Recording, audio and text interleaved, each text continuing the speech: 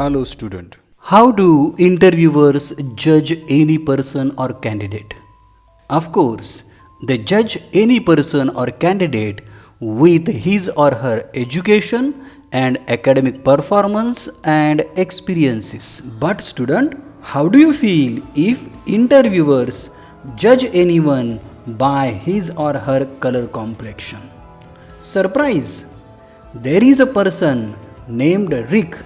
He was electronics engineer. He served for his country in World War II and working in Royal Air Force. He had a master's degree from Cambridge University. In short, Rick had impressive education and experience, but the interview panel members rejected him by saying, "You are overqualified and you are rejected just because of you are black. Students, this is the story and real life experience from the life of Rick means E.R. Braithwaite. Today we are going to discuss and learn one classic memoir, To Serve with Love. विद्यार्थी मित्र हो, to sir with love ही कादंबरी एका कृष्णवर्णीय लेखक E.R. Braithwaite यांच्या जीवनावरती आधारित आहे. ते स्वतः एक इलेक्ट्रॉनिक्स इंजिनियर असूनसुद्धा त्याचबरोबर युनिव्हर्सिटी ऑफ केम्ब्रिजमधून मास्टर्स डिग्री प्राप्त केलेली होती.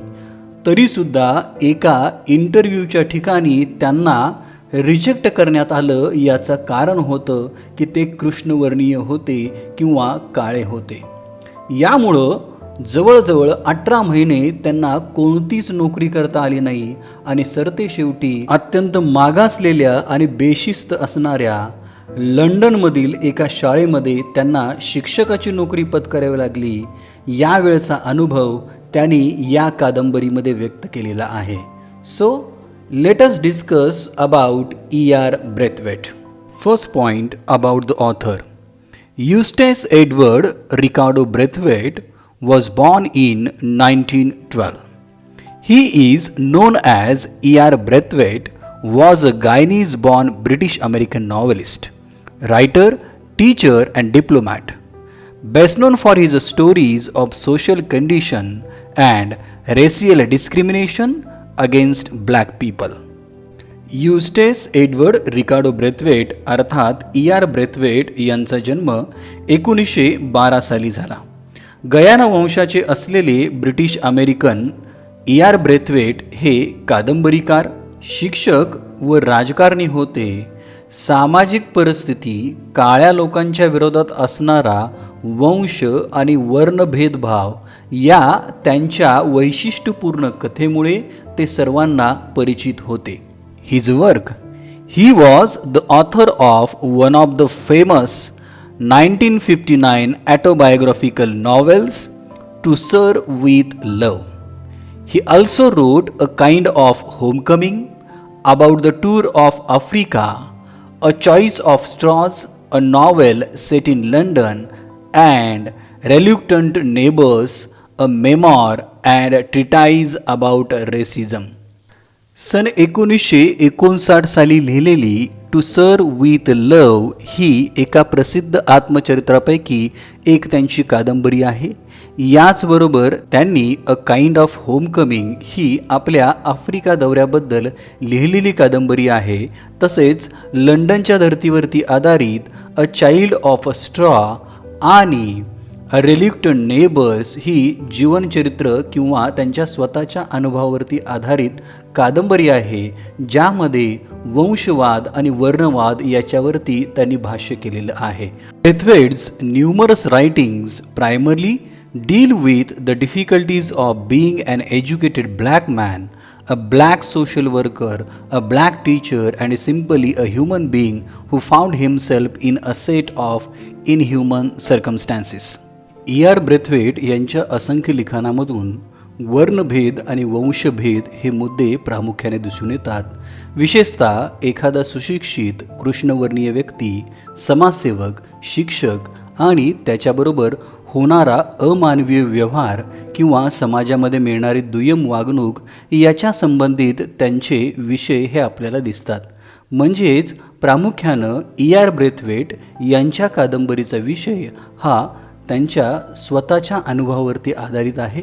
एका गोऱ्या लोकांच्या देशामध्ये कृष्णवर्णीय व्यक्तीस येणाऱ्या अनंत अडचणी आणि त्याच्याबरोबर होणारे अमानवीय आणि निंदनीय व्यवहार याच्यावरती भाष्य करणारं असंख्य असं लिखाण त्यांनी केलेलं आहे. या प्रस्तुत कादंबरीच्या माध्यमातून त्यांनी आपल्या आयुष्यातील काही प्रसंग आपणास सांगितलेले आहेत.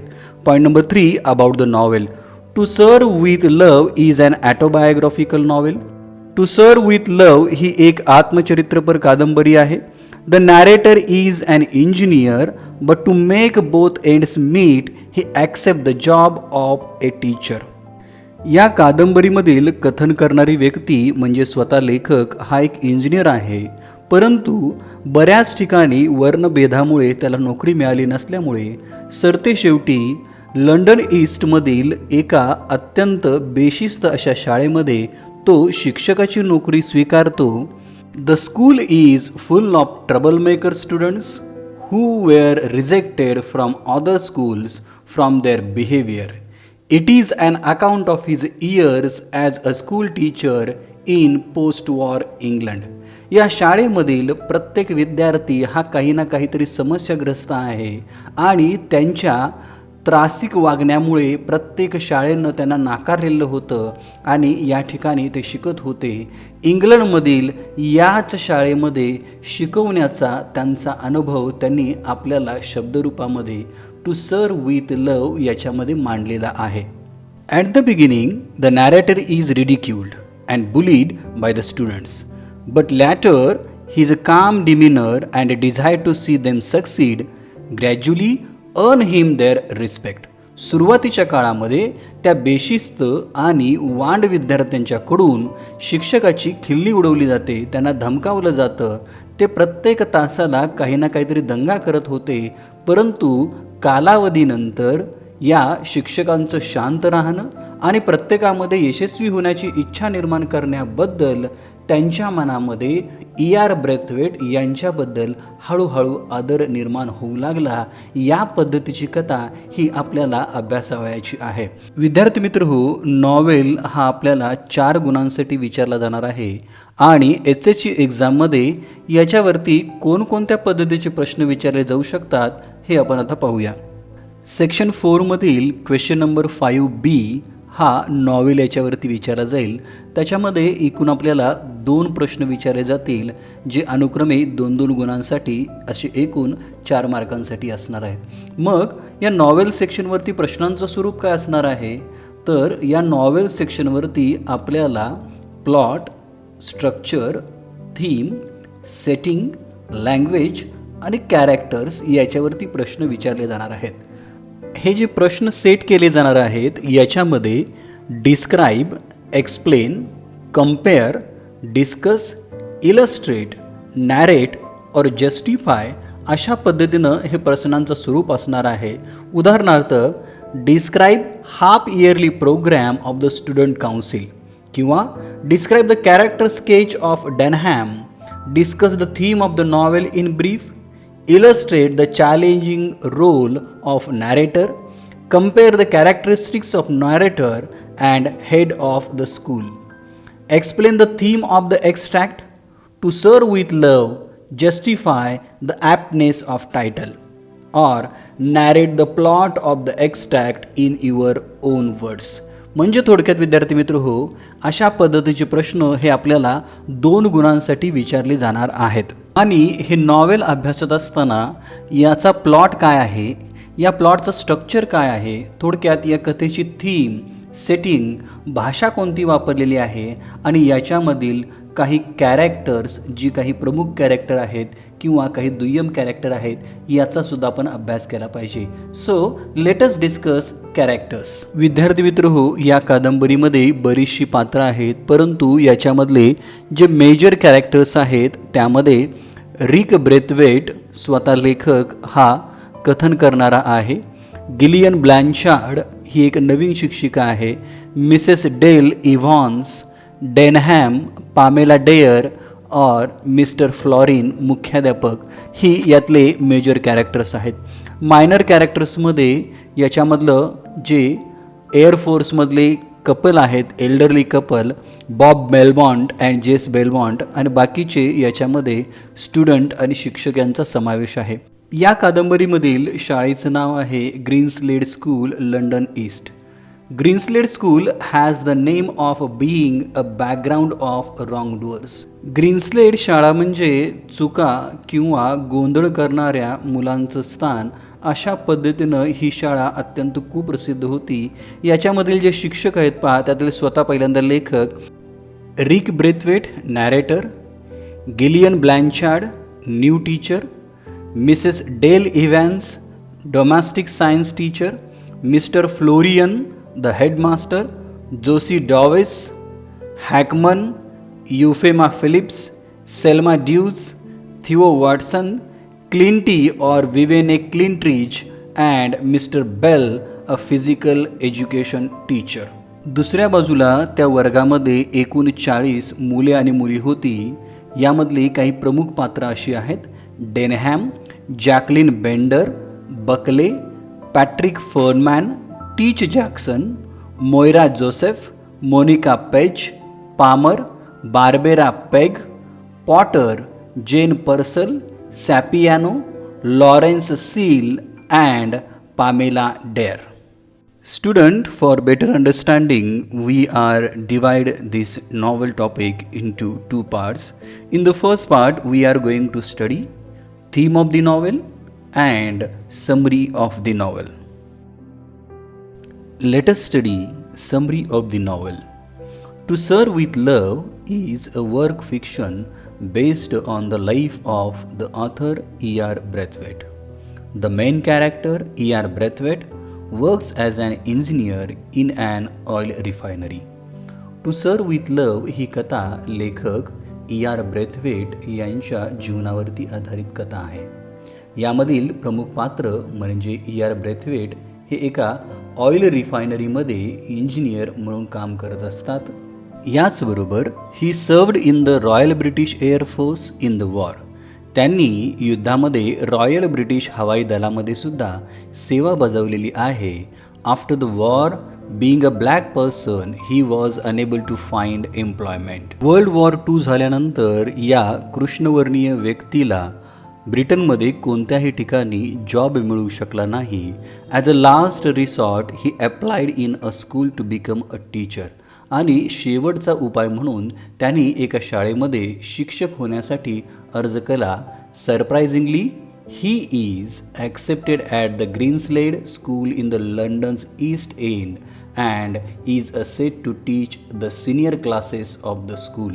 आणि आश्चर्यकारकरित्या लंडनच्या ईस्ट एंडमधील ग्रीनस्लेड स्कूलमध्ये त्यांना स्वीकारलं गेलं आणि त्या शाळेमध्ये जे मोठे विद्यार्थी होते त्यांना किंवा मोठ्या वर्गाला शिकवण्यासाठी ते तयार झाले.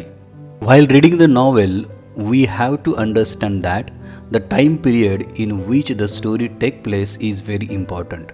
ही कादंबरी वाचत असताना आपल्याला हे समजेल की ज्या काळामध्ये ही कथा घडतीये तो कालावधी या कथेच्या दृष्टिकोनातून अत्यंत महत्त्वाचा आहे.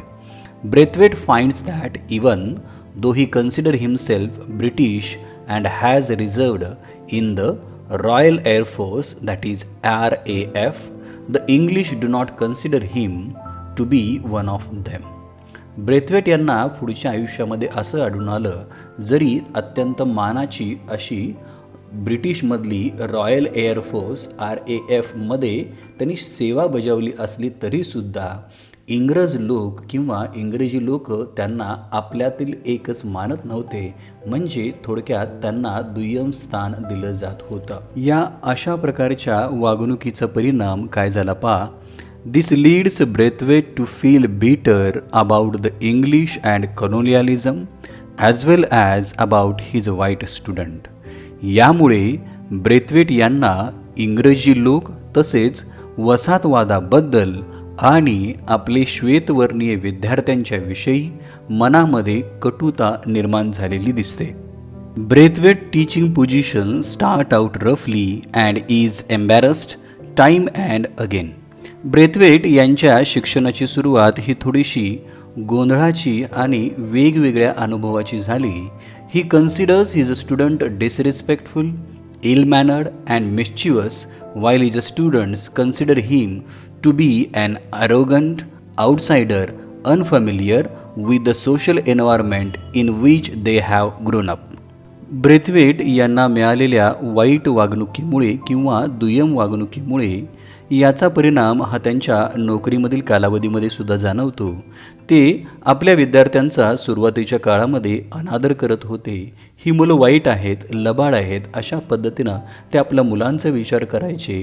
तर दुसऱ्या बाजूला विद्यार्थीसुद्धा या शिक्षकांना सहजरित्या सामावून घेत नसत. ते गर्विष्ठ आहेत, काळे आहेत, बाहेरील किंवा परदेशी आहेत, अशा पद्धतीनं या दोघांच्यामध्ये सुद्धा एकमेकांच्याबद्दल चांगलं असं वातावरण नव्हतं. The student harass him from day one, slamming their desk during the lecture, using foul language and bullying him to a great extent. Even the girl student do not spare a moment to harass Braithwaite. In a reaction that Braithwaite verbally scolds the girls for acting in an unladylike manner and being unruly in the class. विद्यार्थी आणि शिक्षक यांच्यामध्ये सौहार्द नसल्यामुळे विद्यार्थ्यांनी त्यांना पहिल्या दिवसापासून त्रास द्यायला सुरुवात केलेली होती. लेक्चरच्या दरम्यान आपला बेंच वाजवणे, चुकीच्या भाषेचा वापर करणे आणि मोठ्या प्रमाणामध्ये ते आपल्या शिक्षकांना धमकावत असत. फक्त मुलंच नव्हे तर वर्गामधील मुलीसुद्धा ब्रेथवेट यांना त्रास देण्याची एकही संधी सोडत नव्हते. यामुळं ब्रेथवेट यांनी मुलींना त्यांच्या चुकीच्या वागण्याच्या पद्धतीबद्दल एकदा ओरडलेले होते. थोडक्यात विद्यार्थी मित्र हो, ब्रेथवेट यांना सुरुवातीच्या काळामध्ये हा जो नाहक त्रास झालेला होता हा फक्त त्यांच्या वर्णभेदामुळे किंवा ते काळे असल्यामुळे झालेला होता. हा प्रसंग परीक्षेच्या दृष्टिकोनातून अत्यंत महत्त्वाचा आहे. जर परीक्षेमध्ये रेसिझम म्हणजेच वर्णभेद असा विषय विचारला तर हा प्रसंग आपल्याला त्याच्यामध्ये लिहिता येऊ शकतो. When he understands that his outburst has not gained him any respect and cooperation from the students, he changes his teaching and handling tactics and he decides to interact with them as though they are adults and respectable persons. जेव्हा Brathwaite यांना कळालं की आपण ओरडण्यामुळं त्या विद्यार्थ्यांच्याकडून आपल्याला आदर मिळणार नाही किंवा सहकार मिळणार नाही, तेव्हा त्यांनी आपल्या शिकवण्याच्या पद्धतीमध्ये आणि हाताळण्याच्या पद्धतीमध्ये थोडासा बदल केला. त्या वर्गातील सर्वच विद्यार्थी हे थोडेसे प्रौढ असल्यामुळे त्यांच्याशी अत्यंत सलोख्याने त्यांनी संवाद साधण्याचा प्रयत्न सुरू केला. He requires every girl to be referred to Miss and that his student call him sir. At first, student finds this level difference ridiculous and unnecessary. However, they come around after only a few weeks, completely changing both their hygiene, their attitudes towards another. This marks the success of Braithwaite in handling the students in a very amicable or friendly way. वर्गामध्ये पहिला बदल त्यांनी केला. मुलींना त्यांच्या नावानं हाक न मारता नावाच्या आधी मिस असं संबोधलं जाणं त्यांनी आवश्यक केलं. त्याचबरोबर विद्यार्थी त्यांना सर असं म्हटलं पाहिजे हे सुद्धा त्यांनी निश्चित केलं. प्रथम विद्यार्थ्यांना हा बदल अत्यंत अनावश्यक आणि हास्यास्पद वाटला, परंतु नंतरच्या काही कालावधीमध्ये आठवड्यानंतरच त्या विद्यार्थ्यांच्या मनामध्ये हा बदल नेमका रुजला. स्वच्छता, एकमेकांच्याबद्दल असणारा त्यांच्यामधला दृष्टिकोन हा पूर्णपणे बदलत गेला आणि विद्यार्थ्यांच्यामध्ये अतिशय प्रेमळ आणि मैत्रीपूर्ण असं वातावरण निर्माण करण्यामध्ये ब्रेथवेट अंतिमतः यशस्वी झाले. To increase the class culture exposure he takes them on the field trips and excursions to museum and theatres. To everyone's surprise many of the students have never been. Braithwaite यांनी आपल्या विद्यार्थ्यांच्यामध्ये सांस्कृतिक भाव वाढावा म्हणून वेगवेगळ्या प्रदर्शनास नेण्यास सुरुवात केली. यामध्ये फील्ड ट्रिप, संग्रहालये, थिएटर हे फिरत असताना बऱ्याच विद्यार्थ्यांना आश्चर्य वाटलं, कारण यापूर्वीच्या आयुष्यामध्ये ते कधीही अशा फील्ड ट्रिपला गेलेले नव्हते. या भेटींच्या दरम्यान एक श्वेतवर्णीय शिक्षिका जिचं नाव आहे गिलियन ब्लँचार्ड यांची ओळख आणि जवळीकता ही ब्रेथवेटबरोबर वाढलेली दिसते. A white female teacher Gillian Blanchard accompanies the class on these excursions. This marks the beginning of the friendship between Blanchard and Braithwaite. Similarly, Braithwaite's relationship with his students is tested many times. या प्रवासादरम्यान Gillian ब्लँचार्ड या एका श्वेतवर्णीय महिला शिक्षकासह ते बऱ्याचशा प्रवासाला जात होते आणि या दरम्यानच ब्लँचार्ड आणि ब्रेथवेट यांच्या मैत्रीची सुरुवात झालेली दिसते. त्याचबरोबर ब्रेथवेट आणि त्यांच्या विद्यार्थ्यांच्यामध्ये असणारे चांगले संबंध निर्माण व्हायला सुरुवात झाली आणि त्यांचे संबंध नंतरच्या काळामध्ये अधिकच दृढ झाले. Although his students frequently disappoint and hurt him, he learns to forgive them. The student constantly surprise him with their maturity, empathy and knowledge. जरी या नंतरच्या कालावधीमध्ये ब्रेथवेट यांना त्यांच्या विद्यार्थ्यांनी वारंवार निराश केलेलं असेल आणि दुखावलेलं असेल तरीसुद्धा ब्रेथवेट एक शिक्षक म्हणून त्यांना क्षमा करण्यास शिकले. जो पूर्वी त्यांच्यामध्ये रागीटपणा होता तो आता कमी झालेला होता. याचबरोबर विद्यार्थीसुद्धा त्यांच्यातील असणारी किंवा वाढलेली परिपक्वता, सहानुभूती आणि ज्ञान यांचं प्रदर्शन करून ते आपल्या ब्रेथवेट या शिक्षकांना आश्चर्यचकित करत होते. थोडक्यात या दोघांच्या अशा बॉन्डिंगमुळं दोघांच्या ज्ञानामध्ये, परिपक्वतेमध्ये आणि सहानुभूतीमध्ये चांगलाच फरक पडलेला होता. Another facet of the story which greatly affects its narrative lies is the heavy history of colonialism. Its dark consequences, mental and physical trauma that increases Braithwaite's hatred and wrath for British. या कथेची आणखीन एक बाजू किंवा पैलू ज्याला म्हणता येईल तो म्हणजे या कथेवरती मोठ्या प्रमाणात पडलेला वसाहतवाद आणि वसाहतवादाच्या कालावधीमध्ये काळ्या लोकांच्यावरती झालेला अत्याचार. या गोष्टी ब्रेथवेट यांच्या कथेमध्ये आपल्याला दिसतात आणि याचमुळे ब्रेथवेट यांच्या कथानकामध्ये काही विशिष्ट गोष्टी यामध्ये ब्रिटिशांच्याबद्दल असणारा द्वेष, राग आणि त्यांच्या विरोधात असणारी मानसिकता ही स्पष्टपणे जाणवते. He constantly feels the prejudicial effects of colonialism while living in England after World War II, and these negative experiences frequently shape his thoughts and actions. Braithwaite यांना पदोपदी आपण दुय्यम आहोत किंवा इतरांच्यापेक्षा वेगळे आहोत याची जाणीव तिथल्या स्थानिक समाजाने त्यांना करून दिलेली होती. दुसऱ्या महायुद्धानंतरसुद्धा इंग्लंडमध्ये राहत असताना वसाहतवाद्यांच्या मध्ये त्यांच्याबद्दल पूर्वाग्रह दूषित होता आणि याचा परिणाम त्यांना सतत जाणवायचा आणि याच हाल अपेष्टा किंवा अमानवीय वागणुकीमुळे त्यांचा जो नकारात्मक अनुभव होता या नकारात्मक अनुभवांचा परिणाम म्हणून त्यांच्या विचारामध्ये, लिखाणामध्ये आणि कृतीमध्ये त्यांच्या भूतकाळाचा समावेश असलेला आपल्याला दिसून येतो. थोडक्यात आपल्याला असं म्हणता येईल ब्रेथवेट यांच्या लिखाणामध्ये त्यांचा भूतकाळ हा प्रत्येक वेळेला आपल्याला जाणवतो. Braithwaite is surprised and shocked by the conditions in which these students live and also the physical trauma of the war that can be seen throughout his teaching environment. आपले विद्यार्थी कोणत्या परिस्थितीमध्ये राहत आहेत हे पाहिल्यानंतर ते आश्चर्यचकित झाले व त्यांना धक्काही बसला.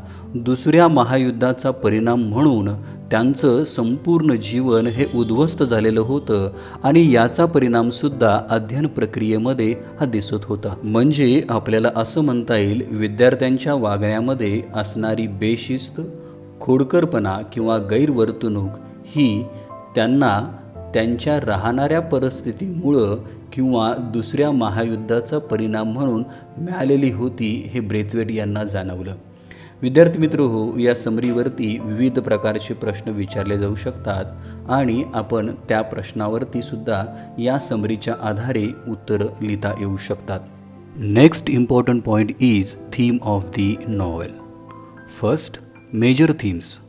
Students teacher relationship, prejudice and racism are the major themes of the novel. Although His students frequently disappoint and hurt him.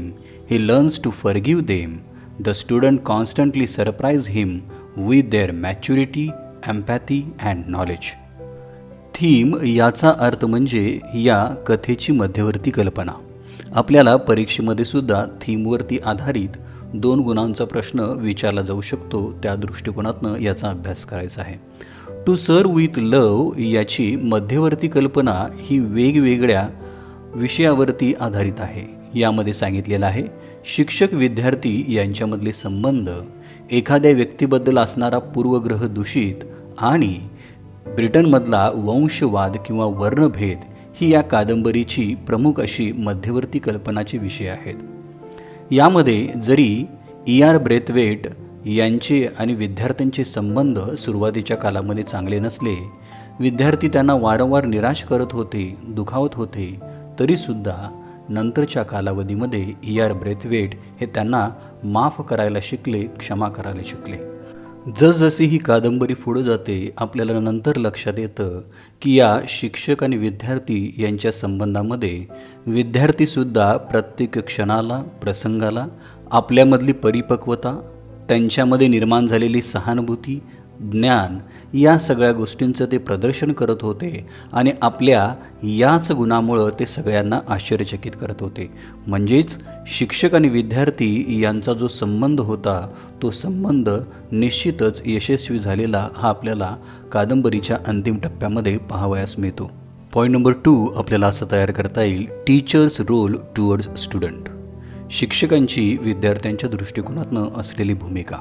सुरुवातीला काय सांगितले पहा, E.R. Braithwaite gets a job of a teacher in a rather rough and notorious school. He finds that the students belong to a background that is not suitable for learning and their overall development and progress. E.R. Braithwaite यांना एका अत्यंत वाईट परिस्थितीमध्ये असणाऱ्या आणि कुप्रसिद्ध शाळेमध्ये शिक्षकाची नोकरी मिळते. त्यांना असं आढळतं की या शाळेमध्ये शिकणारे जे विद्यार्थी आहेत त्यांची पार्श्वभूमी ही शिकण्यासाठी योग्य नाही आहे आणि त्यांचा सर्वांगीण विकास आणि प्रगती साधणं हे केवळ अशक्य आहे. या ठिकाणी पार्श्वभूमी याचा अर्थ ते अत्यंत मागासलेल्या किंवा एका वर्किंग क्लासमधील विद्यार्थी होते जे वयानं मोठे होते आणि त्यांची परिस्थिती ही अत्यंत वाईट होती. He notices that the students are no mood to change their attitude and behavior. Braithwaite, with his novel and creative ideas, innovative techniques and understanding the students' psychology, ultimately wins their hearts in no time. Though he was bullied, harassed, mentally, physically tortured many times, he did not lose his patience and continue implementing his novel ideas and techniques that help him bring a significant change in his student lives. E.R. Braithwaite यांना सुरुवातीलाच कळलेलं होतं की ही मुलं शिकण्यायोग्य नाही आहेत, तरीसुद्धा विद्यार्थ्यांच्या दृष्टिकोनातून त्यांनी विचार करायला सुरुवात केली. त्यांचं वर्तन आणि दृष्टिकोन बदलण्याची मनस्थिती सुरुवातीला नव्हती, परंतु E.R. ब्रेथवेट यांनी यामध्ये काही सर्जनशील अशा कल्पना, नाविन्यपूर्ण तंत्र आणि विद्यार्थ्यांच्या मानसशास्त्राचा अभ्यास करून शेवटी त्यांनी काही वेळामध्येच त्या मुलांची मनं जिंकून घेतली. जरी या विद्यार्थ्यांनी त्यांचा अनेकदा छळ केला असला, मानसिक असेल किंवा शारीरिक, बऱ्याच वेळेला त्यांना वर्णभेदावरून चिडवलेली असेल, तरीसुद्धा शिक्षक म्हणून त्यांनी आपला संयम कधीही गमावला नाही. वेगवेगळ्या नवनवीन कल्पना आणि तंत्रांची अंमलबजावणी त्यांनी सुरू ठेवली आणि जेणेकरून नंतरच्या कालावधीमध्ये विद्यार्थ्यांच्या जीवनामध्ये महत्त्वपूर्ण बदल हा त्यांनी घडवून आणला. तिसरा मुद्दा आपल्याला असा करता येईल, याची आणखी एक मध्यवर्ती कल्पनेमधला विषय आहे रेसिझम. रेसिझम याचा अर्थ वंशवाद. बऱ्याच वेळेला E.R. ब्रेथवेट यांना वंशवादावरनं टीकेला सामोरं जावं लागलेलं होतं आणि हाच मुद्दा या विषयामध्ये किंवा नॉवेलमध्ये आपल्याला दिसतो. The racism prevalent in Great Britain during the mid 1940s. 1940च्या मध्य दशकामध्ये ग्रेट ब्रिटनमध्ये वंशवाद हा अधिक फोफावलेला होता. The time period during which to sir with love takes place is of a primary significance in the novel. The narrator cites repeated incidents in which he experiences the racism and white Britons, including encounters on bus, at the job interviews at Greenslade School, when searching of housing, at the restaurant with his girlfriend, and so on. To sir with love या कादंबरीमध्ये वर्णभेद आणि वंशभेद हे प्रमुख विषय आहेत. यामध्ये R Braithwaite यांनी त्यांच्या आयुष्यामध्ये घडलेल्या या वर्णभेदाच्या घटनांचं वर्णन केलेलं आहे. ब्रिटनचा जो वंशभेद होता किंवा त्याच्याबद्दल असणारा द्वेष याचा अनुभव आर ब्रेथवेट यांना वेगवेगळ्या ठिकाणी आलेला आहे. मग बसमध्ये असेल, नोकरीच्या मुलाखतीमध्ये असेल, ग्रीन्सलेड शाळेमध्ये असेल किंवा आपल्या मैत्रिणीबरोबर एका हॉटेलमध्ये जेवण घेताना असेल, या सगळ्या प्रसंगामध्ये त्यांना वर्णभेदाचा सामना करावा लागलेला आहे. थीम ऑफ द नॉवेल याच्यामधला चौथा मुद्दा आहे प्रिज्युडाइस, म्हणजे एखाद्याबद्दल आपलं मत हे दूषित असणं किंवा आपला पूर्वाग्रह दूषित असणं. At the outset Braithwaite is struck by the unexpectedness such as prejudice. He was brought up in British Guyana and he viewed himself as a British citizen, not as a black British citizen in a British colony. When he served Great Britain in the Royal Air Force, that gave him respect and esteem in the society. The day he left the job, he found himself to be an outsider. सुरुवातीस R Braithwaite यांना लोकांचं आपल्याबद्दल मत हे दूषित आहे या गोष्टीमुळं अनपेक्षित असा धक्का बसला.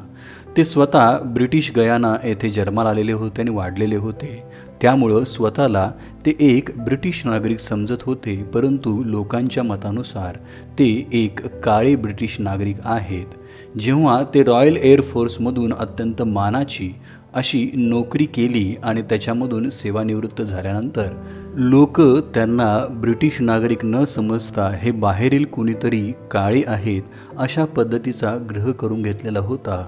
म्हणजेच ज्या वेळेला ब्रिटनच्या सर्व्हिसमध्ये होते त्यावेळेला त्यांना मान सन्मान आणि आदर मिळत होता, परंतु ज्या दिवशी त्यांनी नोकरी सोडली त्यावेळेला ते स्वतः एक आउटसाइडर, बाहेरील व्यक्ती किंवा सेकंड सिटीजन, दुय्यम नागरिक झालेले होते.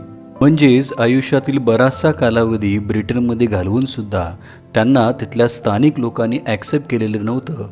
त्यांच्याकडं बघण्याचा हा जो ग्रह होता तो त्यांचा कलुषित होता. ते नेहमी त्यांना सेकंड सिटीजन किंवा बाहेरील व्यक्ती आहेत असं गृहीत धरत होते. पाचवा मुद्दा आहे सेन्स ऑफ बेट्रियल अँड पेशन्स. ज्या व्यक्तीचा जन्म संपूर्ण आयुष्य ब्रिटनमध्ये गेलं त्याच ब्रिटननं त्यांना नाकारलं. यामुळं एक विश्वासघातकी आणि नंतरच्या कालावधीमध्ये त्याच्याबद्दल सहानुभूती असा अनुभव हा त्यांना आलेला होता.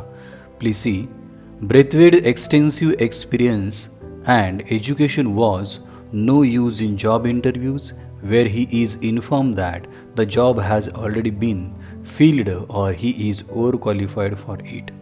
The heightens Braithwaite's sense of betrayal for the British. Interestingly, he never lashes out physically and only rarely does he do so verbally.